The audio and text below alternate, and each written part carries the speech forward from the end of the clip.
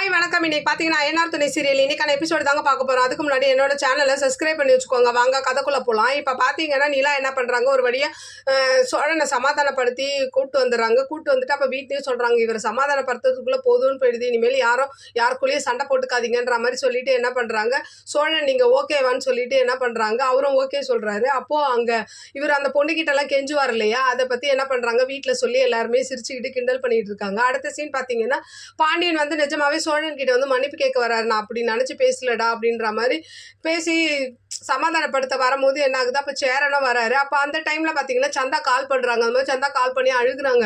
இந்த மாதிரி என்னை சென்னை போவேணான்ட்டாங்க, இப்போதைக்கு கல்யாணம் இல்லை, ஏன்னா எங்கள் மாமாவுக்கு ஆக்சிடென்ட் ஆகிடுச்சு, ஆனால் எனக்கு பயமாக இருக்குன்ற மாதிரி சொல்ல, இதை கேட்டால் வந்து சோழன்லாம் வந்து நம்ம வந்து இதுக்கு போயிடலாம், இந்த மாதிரி பீகார் போயிட்டு சந்தாவை கூட்டு வரலான்ற மாதிரி பிளான் போடுறாங்க. சேரன் வந்து அப்புறமா பார்த்துக்கலான்ற மாதிரி சொல்லிட்டு அங்கே போயிடுவார்.